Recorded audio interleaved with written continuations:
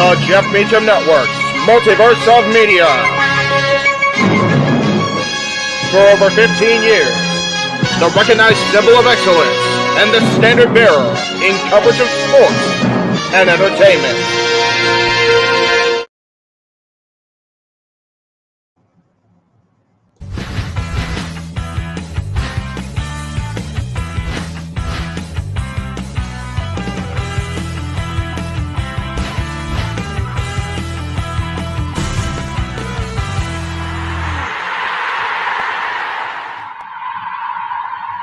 What is going on, everybody? Welcome to Talk Wrestling here on this Tuesday night, June 27th, 2023. My goodness, 2023, almost halfway done already. Just crazy how time flies when you're having fun. Lord knows we are having fun across the multiverse of media, and we'll get to the shows you didn't see, and quite frankly, the shows you already did see toward the end of the show.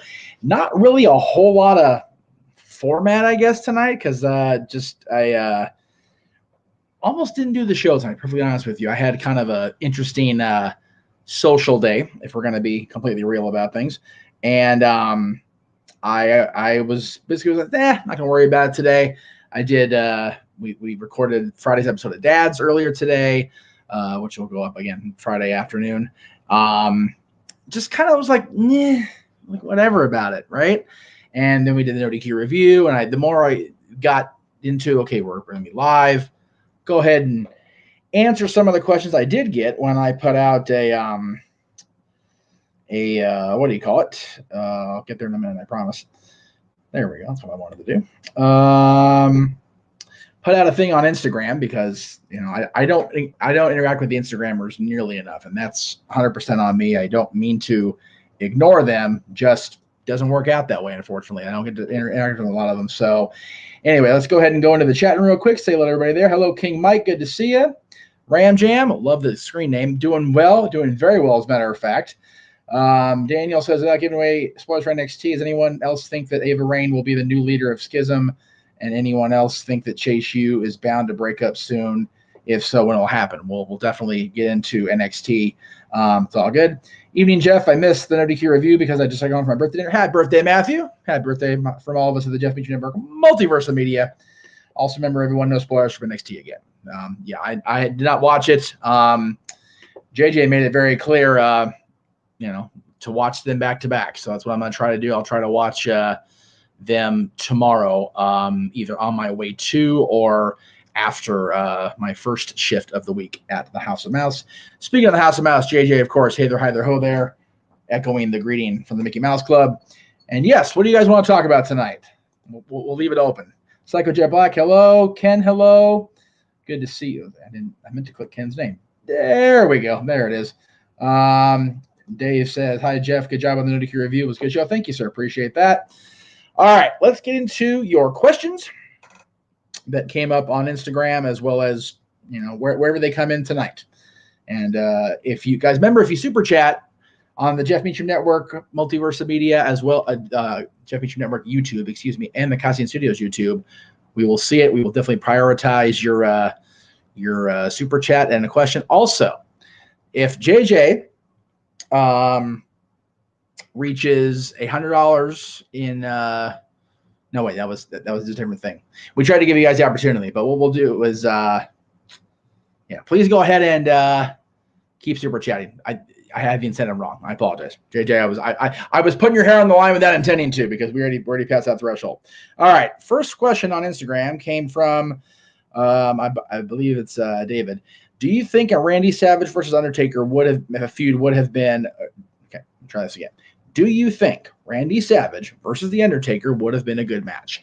I know we got that match once or twice, but a long-term program we did not get, unfortunately. Just didn't happen for whatever reason. I think you have to remember when Randy really started to wind down and go, actually when wind back up and become WWE champion again. Undertaker was already turning babyface in 1992.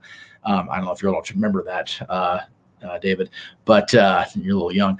But it just wasn't in the cards because they were both on the babyface side of things when Randy left the WWF in 1994.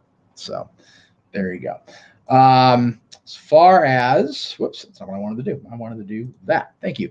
All right, so we are going to run it back. All right, so if $100, if the $100 threshold is reached on the Custodian Studios side in terms of super chats and the donation side of things, JJ will buzz his head completely stone cold or Dr. Evil, whatever we're going to call it, bald, during the watch along of Money in the Bank on Saturday, which it turns out I will be a part of. It's the one day off I have from the House of Mouse between now and the end of next, I think Tuesday. I work Tuesday. I don't think I work Wednesday, the 5th yet. I might, so we'll see. But yeah, get those super chats in. There it is. There, they're coming in. There we go.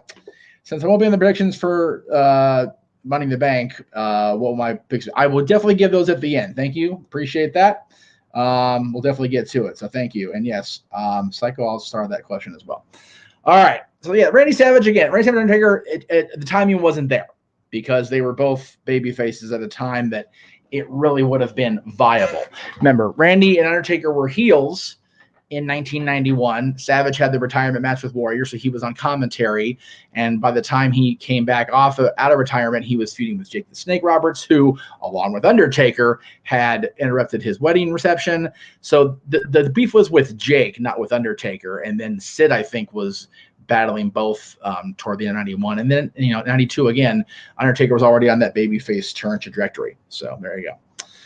Cult of Muti with a very simple question. How's your health, brother?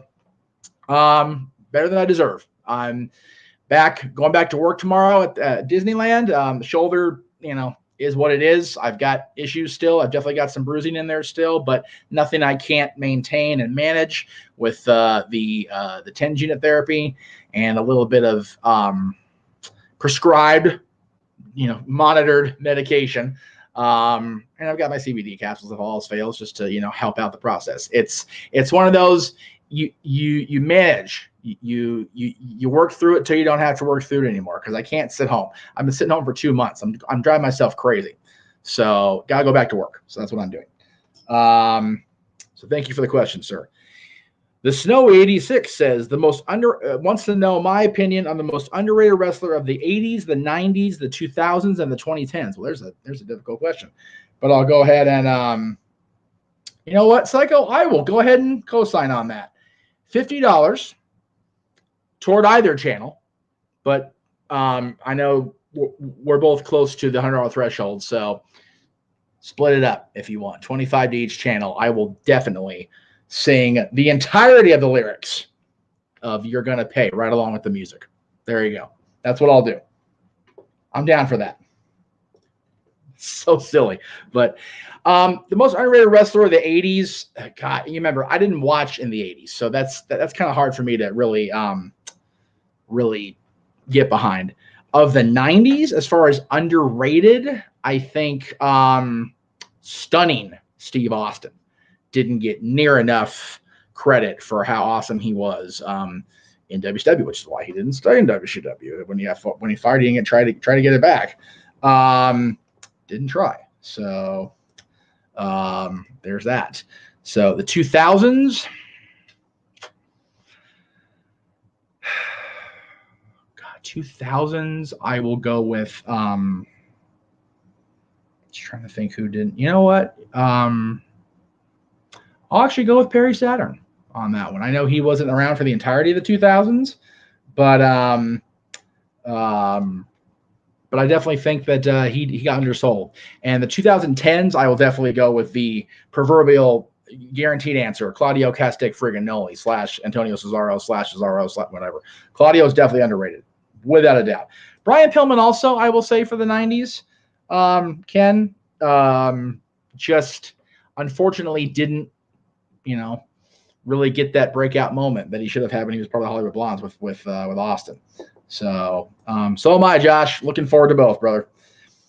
Our buddy Emmanuel, one of the subscribers in the members section of the Custodian Studios, says, and I quote, How much longer until the story of Cody runs its course? I feel like it's losing its steam with Dominic. I disagree. I think that the feud with Dominic is just fine. It's a good placeholder until we get back to the story of Cody chasing the WWE Championship, and I think that's going to pan out sooner rather than later. But that's just my thoughts on it. Okay, so I need to answer that, but I will do it momentarily because that's not important right now. Let me make sure I got all the questions out on that story because I don't want to be that guy. I don't remember how to do that. Like I said, still learning how to use the Instagram, kids. I apologize. Let's see. Okay, that's what I wanted.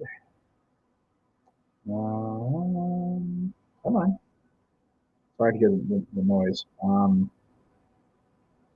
Okay, I got everything on Instagram. Okay, very good. Thank you, guys. Appreciate it.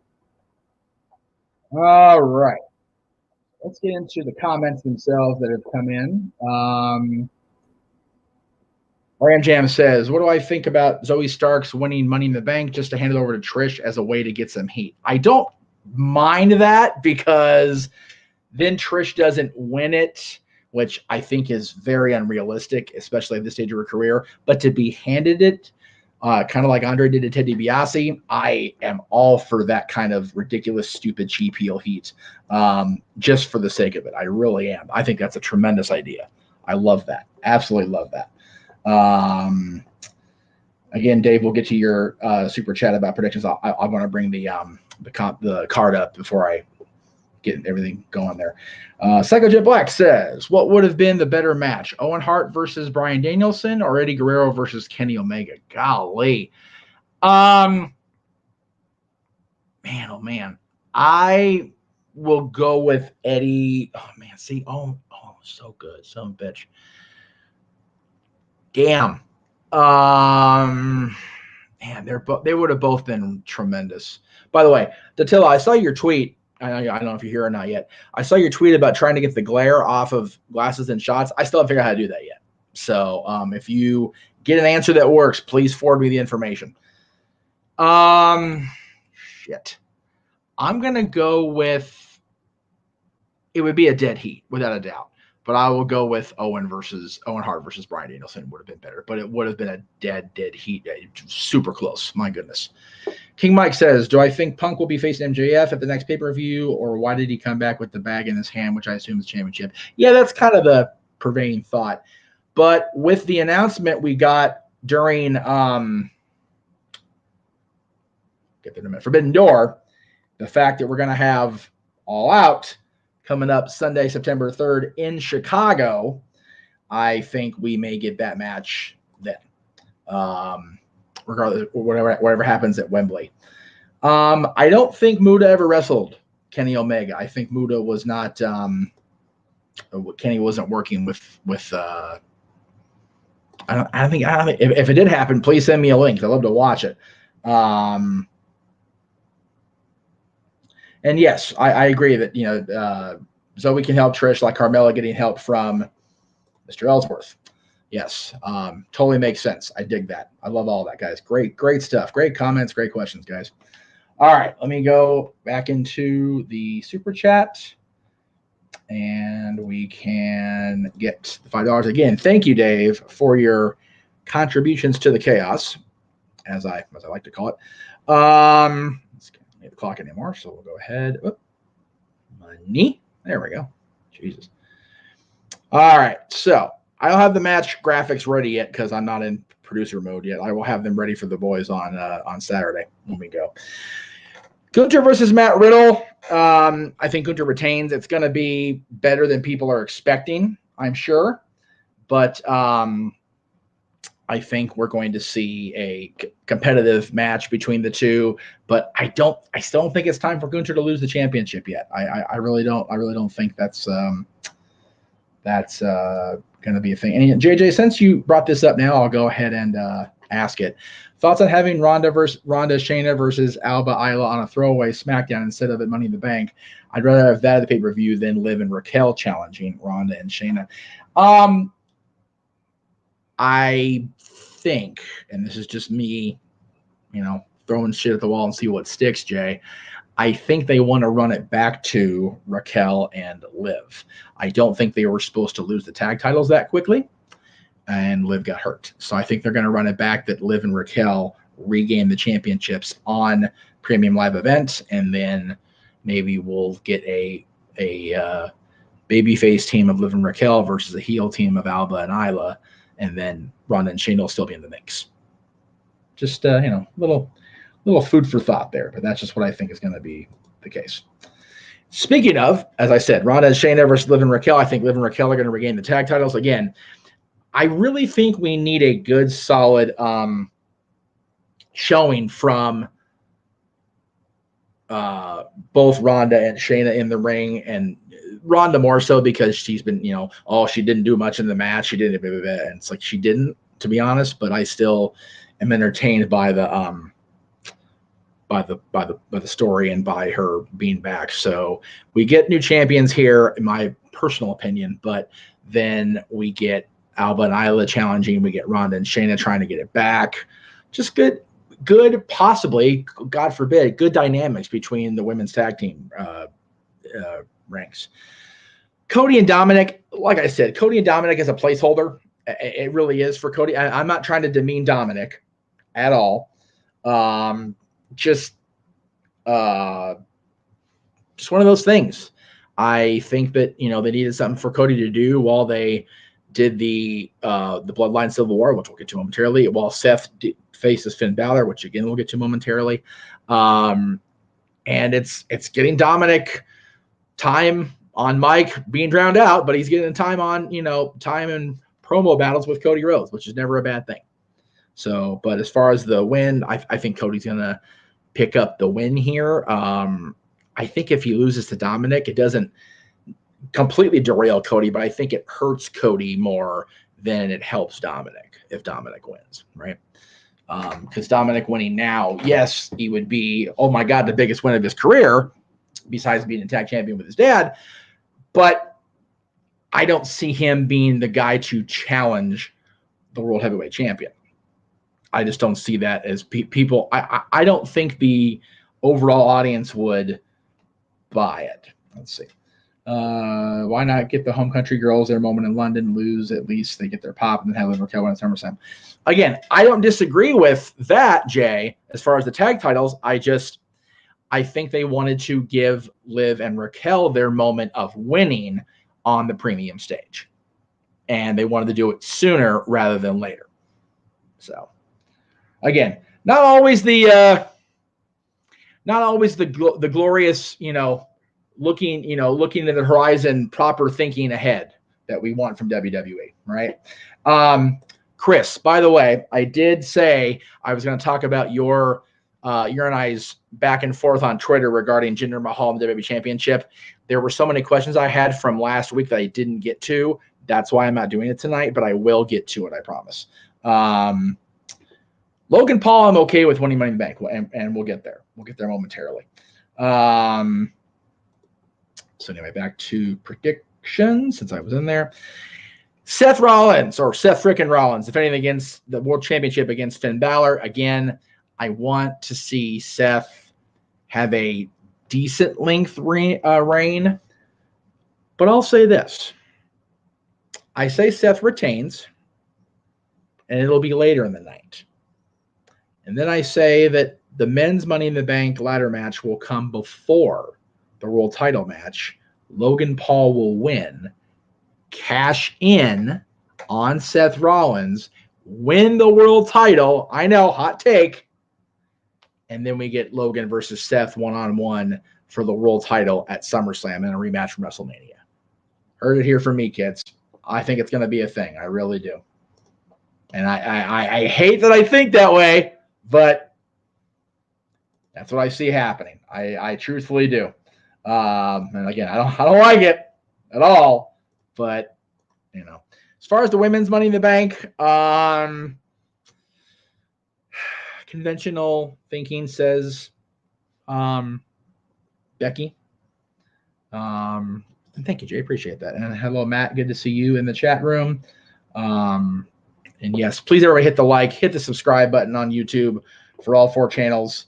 And please turn on the notification bells, and please super chat like Dave did tonight. Thank you again, Dave. Appreciate that. And yes, everybody's chiming in on my thoughts about Logan. As far as the females, we've got Matthew saying Io in the bank. We've got Chris saying Logan Paul is going to take the briefcase on all his platforms. I mean, I had that on where the hell did that briefcase go? Oh, shit, where did I put it? Oh, it's way the hell over there. Having the briefcase right here on a podcast stream every time Logan Paul goes on a podcast or does one of his shows, that's freaking brilliant. So I absolutely approve of that, without a doubt. If the winner cashes in Roman, does he get full undisputed title? That is a very good question, and I think we may get it answered if he does if they do cash in on Roman. But I think Logan's going to cash in on Seth. I will concede. I will that the Money in the Bank concept has been diluted enough where it doesn't seem as important as it used to. So I think that while the idea of having Logan Paul having the briefcase on his podcast every week is a big deal, I think having him have the World Heavyweight Championship is an even bigger FU to the hardcore wrestling fans. So there you go. So again, women's Money in the Bank can, smart thinking, says Becky, but I'm going to go with Io Sky. I'm going to go with Io Sky just so we can have at least one Money in the Bank holder have the possibility of waiting in the shadows to strike. So Io Sky and Logan Paul for the Money in the Bank matches. And my goodness, this bloodline civil war that has engulfed us all watching sports entertainment, professional wrestling, whatever we're going to call it. It's such a beautiful thing. Damn, I didn't even have really a thought about who was going to win this match when I got there. Cleaver, I appreciate you coming in, brother. And wonderful to see you on the review today. And I hope we get to work together again soon, my friend. It was wonderful having you back on video screens with me. It was awesome. Appreciate you coming in. Oh God, JJ, you're trying to drive all the hardcore fans crazy. Honestly, the bloodline. Goodness gracious. All right. I have a coin handy. I don't have a coin handy. I will go with, because Roman and Solo lost at Night of Champions, I say they win here. Roman and Solo win here. But it wears Roman down enough where I think we still get the match at the Garden coming up on July 7th. Because I think that Cody's going to do it at the Garden, like JD's been saying. We have a war in the chat room between JJ and, oh God, oh no. Dude, Arquette will do it, though. That's the thing. Anyway. Oh, stop. Oh, Lord. Okay, I need to move on quickly. The chat room's you guys are getting out of hand in the chat room. You guys are causing shenanigans. All right. Anyway. Let's see. I got that one already. Speaking of, actually, that's not speaking of anything. Take that back. Did WWE drop the Hurt Business reforming, and what should Bobby Lashley be doing right now on SmackDown? I think they absolutely botched it. I think they should have them reunite. I really think that should be a thing. But they're not going to. So don't. Oh God, you guys are the worst. You guys are the absolute shits. A lot of you. So Chris with a great question. I love it.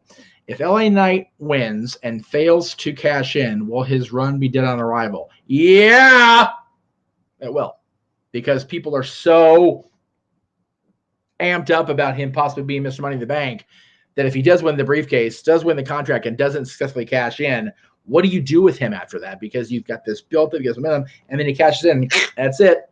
So, yeah, I don't. There's no doubt that Dominic would be a hated champion. I just think you're heaping too much on the boy too soon.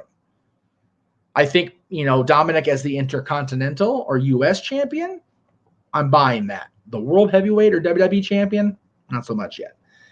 Psycho says, people should be grateful that Logan Paul, Bad Bunny, and Pat McAfee can put on great entertaining matches. Remember all those terrible celebrities from the 2010s and the Raw GM era? Oh, God, we all remember those. And if you don't, please don't go back and watch. You'll actually have your gray matter in your brain capacity decrease exponentially watching that shit. It's awful.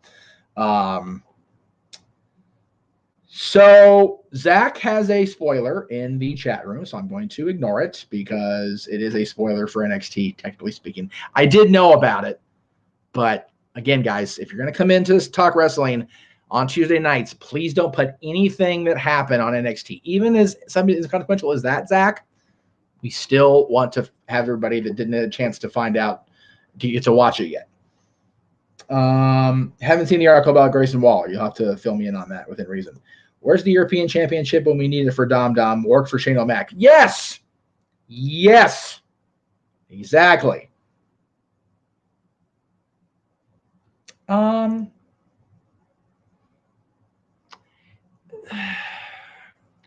don't think Dominic is at the level of Rick Rude or The Miz for my money. I know people have different opinions on Rick Rude based on when they watched. I think Miz is a phenomenal Intercontinental Champion. I don't think Dom's there yet. Matt says, LA Knight and Ricky Starks basically the same person wrestling right now. Both can talk or super over and sort of be pushed to the moon. Thank you, sir. They both need these big wins coming up. Yep. Ricky Starks needs to win that Owen Hart Cup, regardless of what it means as far as implications of the AEW. He's got to get a solid, especially over Juice. He's got to beat Juice on Saturday. At the tapings on what is it, Thursday, whatever it is. He's got to win that match at least. I think he should win the tournament. And yes, definitely LA Knight needs it. But thank you. There it is. There it is right there. And it's not that he's bad in the ring, JJ. So he says he's on a level heat-wise, not skill-wise. He's not there skill-wise yet, but the potential is there because of his pedigree, because of his training with Ray and everything that he's already capable of doing. He's just got a couple more steps to take before he's at that level.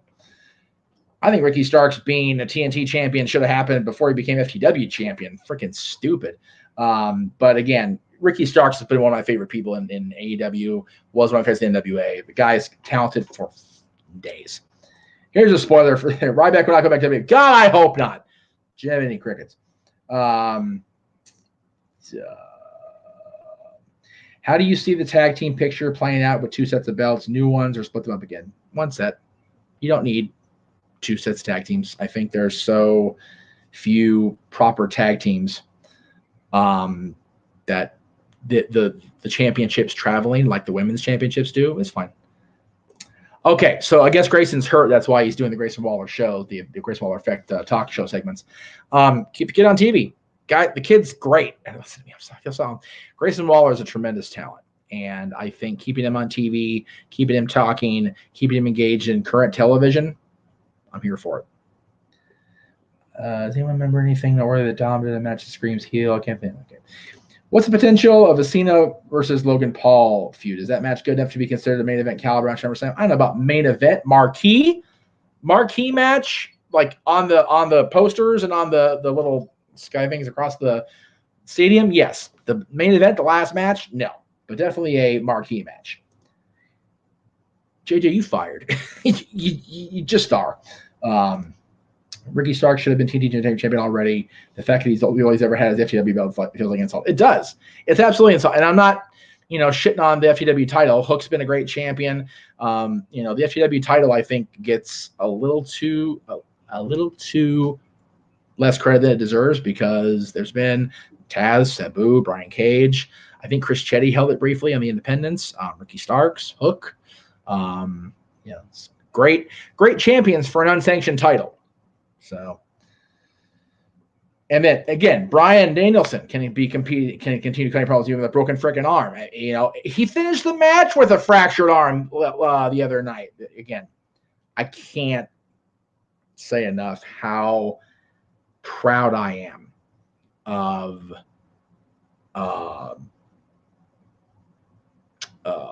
Bryan Danielson as my longtime friend, and what he and Okada did Sunday night was extraordinary. What Kenny Omega and Will Ospreay did was next level.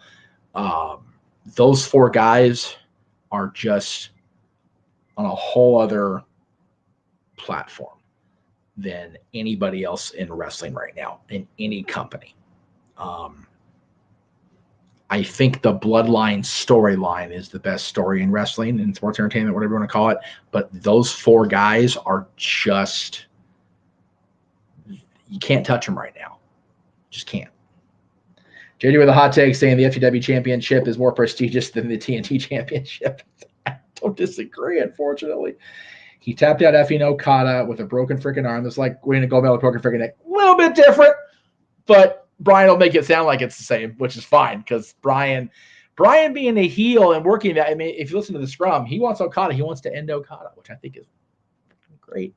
Let it happen, man. Let it happen. Absolutely. AEW, I made you tapped out with a broken. Yes, seriously. Get like the 0-316. I just broke your neck. Like something like that for Brian. God, I'll buy it in bulk. Are you kidding me? All right. I need to get off. I'm going to get off the air here. I'm going to get water first really quick so I can. I'm thirsty. And I'm talking myself to death here. All right. Really quick here. We're going to go into the shills and then we'll say goodnight. Again, if you guys want to see, if you guys want to super chat anything, please do. So first of all, as I'm sure the Casa DT Studios audience noticed, there was no Statboy Sports Bar today. They are closed today. They'll also be closed next Tuesday in observance of the 4th of July holiday, but you can catch Statboy and Dory Lou coming back on and he used the final countdown. That's right, JJ. That damn right, man. Statboy, Mike, and Miss Dory Lou will return to the Statboy Sports Bar featuring Dory Lou on Tuesday, July 11th, coming up at 7 o'clock Eastern, 4 Pacific. That will be a JJ-produced presentation on the Costume Studios because of my being at Disney. And you can follow both Statboy and Dory Lou on Twitter at Hathaway Lou, at LBStack1977.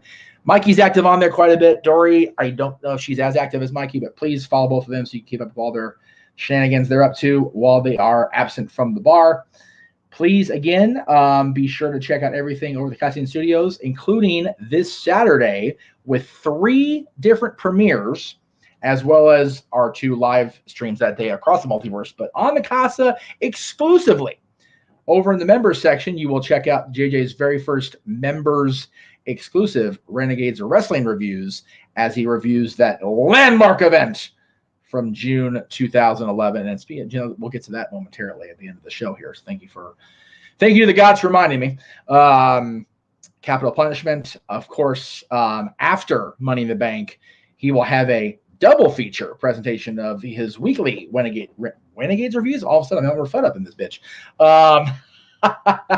New release Saturday, of course, The Flash, the new movie that premiered recently from Warner Brothers and the DCEU, and he kicks off his month of the post-Renaissance Disney Animated Studios movies from the year 2000 to now with the Emperor's New Groove. All of this on Saturday over in the Costume Studios and the members section, which also beginning in July on Thursdays, you can check out his reviews of the NXT DVDs home video releases from Secret to Sensation, Best of 2017, Greatest Matches of the Black and Gold Arrows, Greatest Matches Volume 1 is what it says on the title, and the Best of NXT Takeovers from 2018.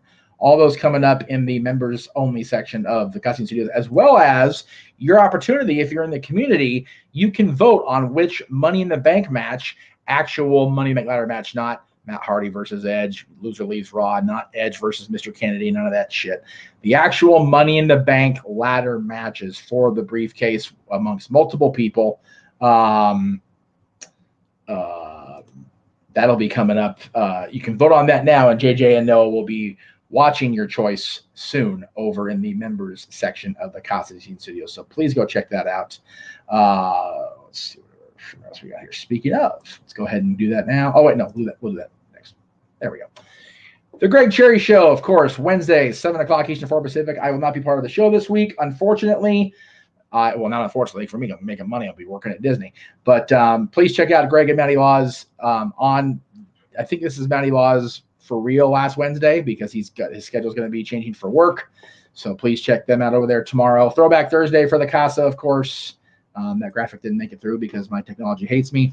But coming up Saturday, morning for us on the West Coast because they hate us. 11 a.m. Pacific, 2 p.m. Eastern. Saturday, of course, the Multiverse of Media will be covering Money in the Bank live from the O2 in London. We're on the air at 11 a.m. Eastern. Live event coverage beginning at noon. We'll be going till, they're done. And then we'll have our Renegades Reviews double feature after that. And then open Mutt Night, of course, Saturday night, as we do every Saturday across the multiverse. My goodness, it's going to be a fun July. We've got all these watch-alongs, SmackDown at the Garden. We've got Slammiversary, Death Before Dishonor, and the Great American Bash all coming up in July. Then we get into August and All Out and All In, as well as SummerSlam. Just a lot of cool stuff coming up. So please, everybody, like, subscribe, hit the notification bell. Make sure you guys know when we're going live across the Jeff Meacham Network Multiverse of Media. That we have to incur memes like this because I will be tired of your shit if you don't. There will be no Talk Wrestling the next 2 Tuesdays. We'll be on Thursday the next 2 weeks at the same time, 7 o'clock Eastern. 10 o'clock Eastern, 7 Pacific, unless I get scheduled to Disney. But right now I'm going to be on Thursday nights the next 2 weeks due to Disneyland obligations, either as a guest or as a cast member. So, well, they're both as cast members, but anyway, that's a whole other conversation. Check the thing one more time, make sure we didn't get any more questions.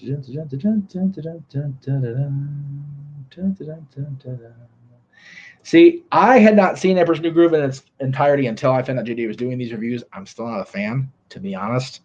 I don't like David Spade, and his voice just grates on my ears. So there you go. And yes, I don't hate anybody, really. Just don't like Damien Demento very much. Not at all psycho. So there you go, guys. All right. Anyway, thank you all very much for watching today. It is always appreciated to have you guys come on in and interact with me on a Tuesday night. Again, the Greg Cherry Show tomorrow on the Greg Cherry brand. He will be the Greg Cherry brand and the Greg Cherry Show part of the multiverse beginning next week.